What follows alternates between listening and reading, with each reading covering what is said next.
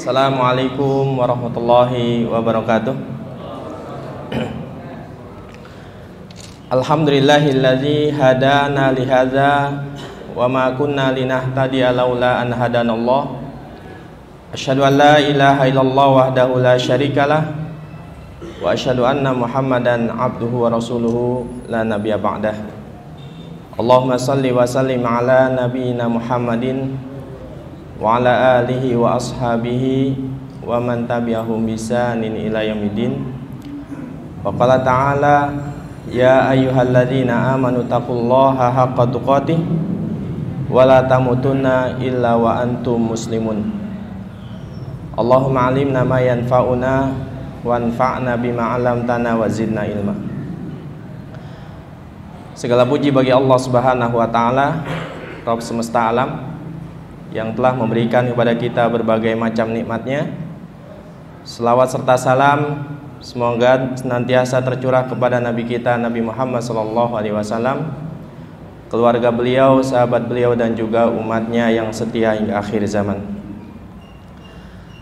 Kaum muslimin yang dirahmati Allah Subhanahu wa taala, pada kesempatan yang berbahagia ini insyaallah kita akan mengkaji satu tema yang sangat penting sekali untuk kita ketahui, yaitu kaidah-kaidah bersabar menghadapi kezaliman manusia. Allah Subhanahu wa taala menjadikan keadaan hamba-hambanya yang beriman selalu dalam kebaikan. Orang-orang beriman selalu berada dalam nikmat Allah Subhanahu wa taala, di mana mereka diuji oleh Allah Subhanahu wa taala dengan sesuatu yang disukai atau dibenci. Allah Subhanahu wa taala menjadikan takdir bagi hamba-hambanya yang beriman ini sebagai perniagaan yang menguntungkan dan sebagai jalan yang mengantarkan mereka kepada ridha Allah Subhanahu wa taala. Sebagaimana Nabi sallallahu alaihi wasallam bersabda, "Ajaban li amril mu'min, inna amrahu kullahu khair, wa laysa dzaka li ahadin illa li mu'min. In asabathu sarra syakara fakana khairan lahu, wa in asabathu dharra sabara fakana khairan lahu." Sungguh menakjubkan urusan seorang mukmin. Sesungguhnya seluruh urusannya itu adalah baik, dan hal itu hanya dimiliki oleh seorang mukmin. Jika dia mendapatkan nikmat, dia bersyukur dan itu kebaikan baginya. Dan jika dia tertimpa musibah, dia bersabar dan itu adalah kebaikan baginya. Nah, hadis ini mencakup seluruh takdir Allah Subhanahu wa taala untuk hamba-hambanya yang beriman. Jadi semua takdir Allah itu baik jika dihadapi dengan sabar dan dihadapi dengan syukur. Nah, sabar dan syukur ini adalah bagian dari keimanan. Nah, para ulama salaf ya mereka mengatakan iman itu dibagi dua. Bagian yang pertama adalah sabar, bagian yang kedua adalah syukur. Sesuai dengan firman Allah Subhanahu wa taala, "Inna fi dzalika la ayatil likulli sabarin syakur." Sesungguhnya pada yang demikian itu terdapat tanda-tanda kebesaran Allah Subhanahu wa taala bagi orang-orang yang bersabar dan bersyukur.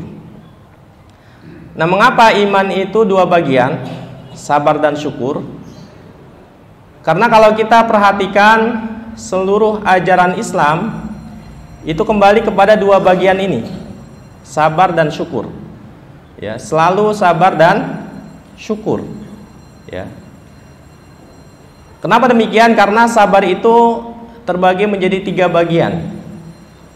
Yang pertama adalah sabar dalam menjalankan ketaatan kepada Allah Subhanahu wa taala. Jadi seorang hamba mampu melakukan ketaatan kepada Allah setelah dia bersabar dan dia mampu melawan musuhnya, ya, baik musuh yang zahir atau musuh yang batin. Ya, dengan kesabaran dia mampu melakukan perintah Allah Subhanahu wa taala. Yang kedua adalah sabar menahan diri dari kemaksiatan. Ya. Kenapa meninggalkan maksiat itu perlu kesabaran? Karena manusia ini selalu dihadapkan dengan musuh-musuhnya. Ya. Di antara musuh manusia itu adalah hawa nafsu yang selalu mengajak kepada kemaksiatan. Yang kedua adalah bisikan setan. Dan yang ketiga adalah teman-teman yang buruk, ya, yang mengajaknya kepada kemaksiatan. Ya. Nah, dengan kesabarannya dia akan mampu meninggalkan kemaksiatan. Nah, seorang ulama salaf, Al-Imam Sahal At-Tusturi, ya, beliau mengatakan amal kebaikan itu mampu dilakukan oleh orang yang baik dan orang yang fajir. Nah, adapun meninggalkan kemaksiatan, tidak ada yang mampu meninggalkannya kecuali orang yang jujur dalam keimanannya. Jadi pada umumnya orang yang baik, orang yang tidak baik itu mampu melakukan kebaikan. Tapi kalau maksiat ini hanya mampu ditinggalkan oleh orang-orang yang beriman. Jadi orang-orang beriman itu adalah orang-orang yang paling bersabar. Karena mereka meninggalkan kemaksiatan itu perlu kesabaran yang sangat kuat. Nah, kesabaran yang ketiga adalah kesabaran terhadap musibah. Nah, kesabaran terhadap musibah ini dibagi menjadi 2 bagian. Yang pertama adalah musibah yang datang dari Allah Subhanahu wa taala yang tidak ada campur tangan dari manusia. Seperti sakit atau tertimpa musibah dari bencana alam. Ya, Gunung Merapi, gempa bumi, ya. Kemudian banjir bandang. Ini pada umumnya manusia ketika menghadapi musibah ini lebih mampu untuk bersabar. Ya, karena manusia tahu ini bukan kehendak manusia, tapi ini adalah kehendak Allah Subhanahu wa taala yang tidak bisa ditolak kedatangannya. Nah, untuk musibah ini, jika seseorang misalkan sakit atau tertimpa bencana alam, jika dia merenung, berpikir tentang hikmah di balik musibah ini, kemudian dia mengingat-ingat nikmat Allah Subhanahu wa taala yang sangat banyak yang dia terima, maka yang tadinya dia bersabar akan berubah menjadi ridho. Jadi ridho terhadap musibah. Nah, kalau dia sudah ridho, dia akan bersyukur kepada Allah Subhanahu wa taala. Dia bersyukur atas musibah itu karena dia mengetahui di balik setiap musibah yang dia alami ini banyak hikmah, banyak kebaikan. Sehingga musibah ini menjadi nikmat baginya, ya, bukan menjadi bencana baginya. Kemudian bagian yang kedua adalah musibah yang datang karena kezaliman manusia. Ya, seperti hartanya dicuri, ya, atau kehormatannya dinodai, atau dirinya disakiti, baik dengan ucapan, dengan sikap, atau dengan perbuatan, atau haknya tidak dipenuhi, ya, baik diterima dari teman atau dari kerabat atau dari tetangga, atau dari musuhnya, atau dari orang yang membencinya. Nah, musibah ini relatif lebih sulit daripada yang pertama, ya, lebih sulit untuk bersabar. Kenapa? Karena memang manusia itu pada umumnya ketika dizolimi dia akan sakit hati, ya. Manusia itu kebanyakan tidak mau mengalah, dia inginnya menuntut balas, ya, sehingga sulit baginya untuk bersabar ketika dizolimi oleh orang lain. Nah, yang mampu bersabar menghadapi kezaliman manusia ini hanya para nabi dan orang-orang yang jujur dalam keimanannya. Nabi SAW bersabda ketika beliau dizolimi, disakiti, yarhamullahu Musa laqad uziya bi aksara min hadza fasabar. Ya, beliau menghibur diri dengan bersabda, semoga Allah merahmati Nabi Musa. Sungguh beliau disakiti lebih dari ini dan beliau bersabar. Ya. Nah, ketika beliau berdakwah ke Taif, beliau dilemparin batu, beliau diusir sampai berdarah kakinya, ditawari oleh malaikat penjaga gunung untuk menimpakan gunung kepada penduduk Taif. Tapi beliau mengatakan, Allahumma gfir li qaumi fa innahum la ya'lamun. Ini sikap beliau ketika dizolimi. Ya Allah, ampunilah kaumku, sesungguhnya mereka tidak mengetahui. Jadi sikap beliau ketika dizolimi yang pertama adalah memaafkan, yang kedua mendoakan ampunan, dan yang ketiga adalah memberikan toleransi kepada mereka, ya, tidak membalas dendam. Nah, para ulama mengatakan barang siapa yang bersabar ketika dizolimi oleh manusia, maka balasannya dari Allah itu sangat banyak, ya. Di antaranya adalah dia akan mendapatkan pertolongan Allah Subhanahu wa taala. Yang kedua, dia akan mendapatkan hidayah, petunjuk dari Allah Subhanahu wa taala. Yang ketiga, dia akan mendapatkan kebahagiaan, ya. Yang keempat, dia akan mendapatkan keamanan. Yang kelima, dia akan mendapatkan kekuatan. Yang keenam, dia akan mendapatkan cinta Allah Subhanahu wa taala. Dan yang ketujuh, ini yang terpenting, dia akan bertambah ilmunya, ya. Jadi ilmu itu didapatkan dengan bersabar ketika dia merasa dizolimi oleh orang lain. Ilmu yang Allah masukkan ke dalam hatinya. Sebagaimana firman Allah Subhanahu wa taala, wa ja'alna minhum a'immata yahduna bi amrina lamma sabaru wa kanu bi ayatina yuqinun. Kami jadikan di antara mereka itu pemimpin-pemimpin yang memberikan petunjuk dengan perintah kami ketika mereka bersabar, dan mereka adalah orang-orang yang meyakini ayat-ayat kami. Jadi kepemimpinan itu didapatkan dengan kesabaran.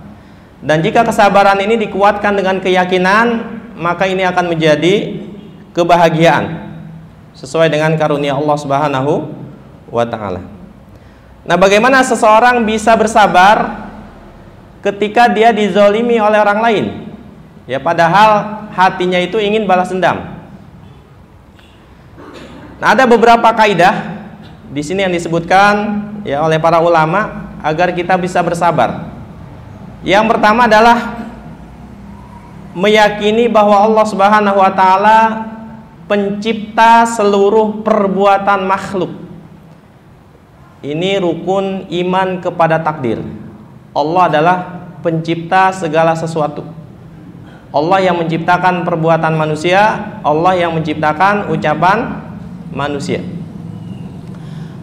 Allah yang menciptakan gerak manusia, yang menciptakan diamnya mereka, yang menciptakan keinginan mereka. Maka jadi siapa yang dikehendaki oleh Allah Subhanahu wa taala ya untuk berbuat, maka itu pasti akan terjadi. Nah, siapa yang tidak dikehendaki terjadi, maka tidak akan terjadi. Masya Allahu kana wa ma lam yasha lam yakun. Jadi semua yang terjadi di alam semesta ini adalah kehendak Allah Subhanahu wa taala. Bahkan satu butir debu yang berterbangan ini sesuai dengan izin dan kehendak Allah Subhanahu wa taala. Tidak ada satu daun yang jatuh dari dahan pohon kecuali itu atas izin dan kehendak Allah Subhanahu wa taala. Maka jika kita merasa dizolimi, lihatlah kepada Allah yang telah memberikan kekuasaan kepada orang yang zalim itu untuk berbuat. Jadi jangan melihat kepada perbuatannya ya. Nah, dengan meyakini ini, maka di saat kita dizolimi, hati itu akan tenang ya. Hati akan ridho ya. Karena Allah Subhanahu wa taala berfirman, wa ma asaba min musibatin illa biiznillah wa may yu'min billah yahdi qalbah wallahu bikulli syai'in alim. Tidak ada satu musibah yang menimpa seseorang kecuali dengan izin Allah. Barang siapa yang beriman kepada Allah, maka Allah akan memberikan petunjuk kepada hatinya. Di awal tadi sudah dikatakan bahwa siapa yang bersabar ketika dizolimi, dia akan mendapatkan petunjuk. Nah, ini sesuai dengan firman Allah Subhanahu wa taala. Kemudian kaidah yang kedua, ya di saat kita dizolimi agar kita bisa bersabar adalah mengingat dosa-dosa kita. Ya, introspeksi diri. Nah, Allah Subhanahu wa taala memberikan kekuasaan kepada orang yang zalim itu untuk berbuat, itu disebabkan karena dosa-dosa kita juga. Ya. Allah Subhanahu wa taala berfirman, wa ma asabakum min musibatin fabima kasabat aydikum wa ya'fu an katsir. Ya. Apa saja musibah yang menimpa kalian itu disebabkan oleh perbuatan tangan kalian sendiri, dan Allah memaafkan sebagian besar dari kesalahan-kesalahan kalian. Nah, jika kita dizolimi, kemudian kita menyadari dosa yang telah kita perbuat ya, sehingga kita menyibukkan diri dengan istighfar dan bertobat, maka istighfar dan taubat itu ya akan menjauhkan kita dari mencela diri kita, mencela orang lain ya, menghina orang lain, menyalahi keadaan ya. Sebaliknya, jika dia dizolimi dan dia tidak beristighfar, tidak bertobat, tidak mengingat dosa-dosanya, maka kata para ulama, sesungguhnya di saat dia tidak beristighfar itu adalah hakikat musibah yang sebenarnya. Jadi musibah yang sebenarnya itu bukan di saat dia dizolimi, tapi di saat dia tidak beristighfar ketika dia dizolimi. Nah, antara kezaliman orang dengan dosa ini saling terkait ya, sebagaimana perkataan Al-Imam Ali bin Abi Thalib radhiyallahu anhu, beliau mengatakan, ma nazzala balaun illa bizambin wa ma wala rufi'a illa bitaubah. Jadi musibah ini, bala ini tidak akan turun kecuali disebabkan karena dosa, dan musibah tidak akan diangkat kecuali dengan taubat dan istighfar, mohon ampun kepada Allah Subhanahu wa taala. Nah, kemudian kaidah yang ketiga di saat kita dizolimi agar kita bersabar adalah meyakini bahwa balasan pahala yang terbaik yang dijanjikan Allah Subhanahu wa taala bagi orang-orang yang memaafkan dan bagi yang bersabar. Allah Subhanahu wa taala berfirman, wa jazaa'u sayyi'atin sayyi'atu misluha faman 'afa wa aslaha fa ajruhu 'ala Allah innahu la yuhibbuz zalimin. Balasan suatu kejahatan adalah balasan yang sama ya. Maka barang siapa yang memaafkan dan berbuat baik, maka pahalanya atas tanggungan Allah. Nah, sesungguhnya Allah tidak menyukai orang-orang yang zalim. Nah, para ulama mengatakan bahwa faidah dari ayat ini, manusia ketika dizalimi itu terbagi menjadi 3 kelompok, 3 golongan. Yang pertama adalah ada manusia yang zalim, ya.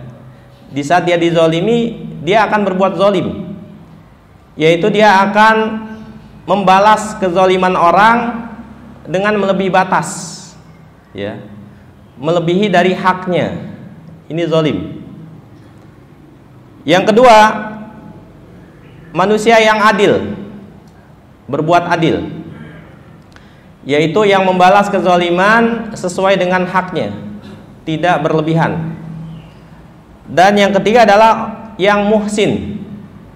Muhsin ini adalah orang yang memaafkan dan dia tidak menuntut haknya, ya. Di sini disebutkan jazaa'u sayyi'atin sayyi'atum misluha. Ini adil, membalas kejahatan dengan kejahatan yang semisal. Yang kedua, faman afa wa aslaha, siapa yang memaafkan dan berbuat baik. Ini muhsin, ya, karena dia memaafkan dan dia tidak menuntut haknya. Dan yang ketiga adalah zalim, innahu la yuhibbul zalimin. Jadi ada 3 kelompok manusia. Nah, tentunya kita, ya, ingin meraih ridho Allah dan termasuk diantara mereka yang berbuat adil, ya, dan juga muhsin. Ini yang paling utama, ya, muhsin paling utama. Kemudian kaidah yang keempat, ya, di saat kita dizalimi dan agar kita mampu bersabar adalah meyakini bahwa jika dia memaafkan dan berbuat baik, maka ini menjadi sebab selamatnya hati. Jadi hatinya akan selamat, hatinya akan bersih, selamat dari sifat-sifat tercela, ya. Jadi orang yang dia dizalimi dan dia berkeinginan untuk membalas, maka yang pertama diserang itu adalah hatinya. Dia akan bersiasat bagaimana cara dia untuk, ya, balas dendam. Dan kebanyakan manusia itu kalau ingin balas dendam itu melebihi batas, sehingga dia hatinya akan dipenuhi dengan, ya, kedengkian, penipuan dan berbagai macam bentuk keburukan, ya. Nah, jika kita memilih untuk memaafkan, maka hati kita akan selamat. Dan ini adalah sifat orang-orang yang muhsin, ya. Allah Subhanahu wa taala berfirman, wasari'u ila maghfiratin mir rabbikum wa jannatin 'arduhas samawati wal ardu uiddat lil muttaqin alladzina yunfikuna fis sarra'i wad dharra'i wal kaziminal ghaidha wal 'afina 'anil nas wallahu yuhibbul muhsinin. Bersegeralah kalian kepada ampunan dari Rabb kalian dan kepada surga yang luasnya seluas langit dan bumi, yang disediakan bagi orang-orang yang bertakwa. Nah, di sini disebutkan sifat orang yang bertakwa, yaitu orang-orang yang menafkahkan hartanya baik di saat lapang ataupun sempit. Yang kedua, orang yang mampu menahan amarahnya. Dan yang ketiga, memaafkan kesalahan orang lain, ya. Nah, mereka ini adalah orang-orang yang muhsin. Dan Allah Subhanahu wa taala mencintai orang-orang yang muhsin, orang-orang yang berbuat baik, ya.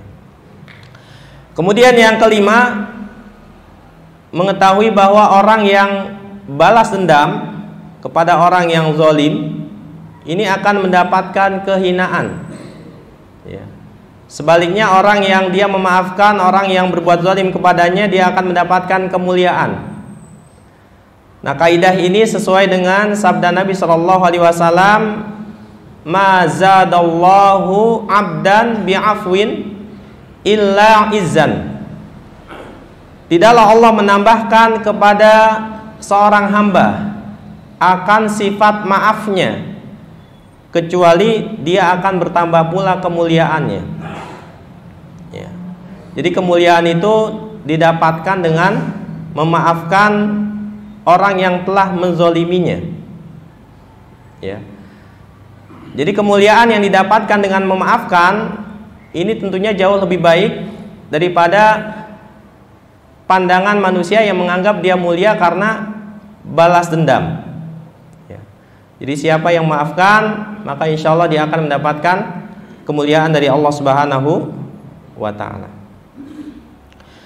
Kemudian yang keenam, meyakini bahwa balasan itu sesuai dengan perbuatannya. Jadi orang yang zalim ya akan dibalas dengan kezaliman.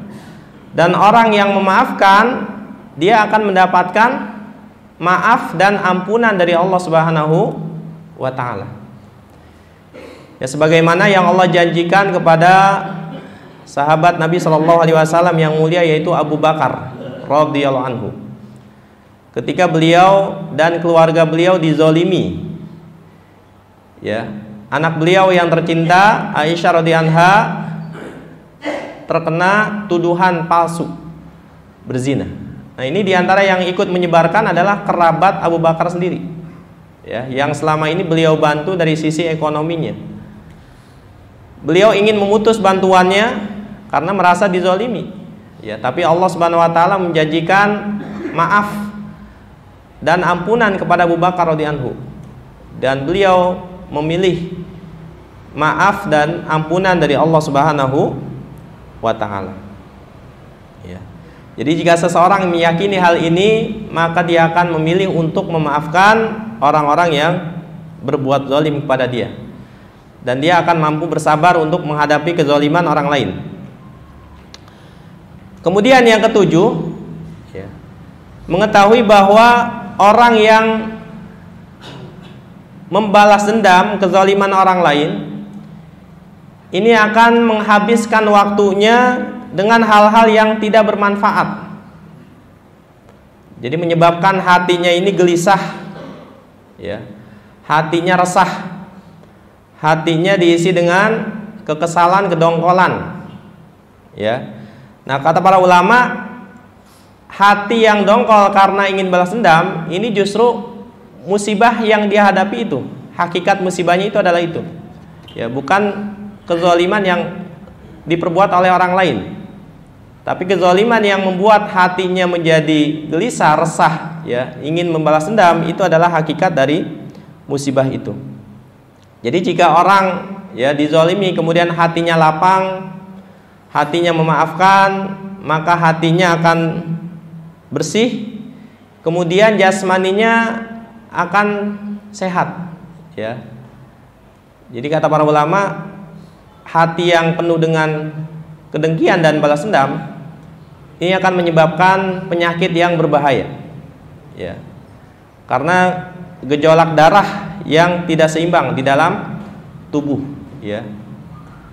Jadi orang yang memaafkan, ya, hatinya akan lapang, kemudian jasmaninya juga, ya, akan rileks, sehingga dia akan selalu dalam kenyamanan, ya.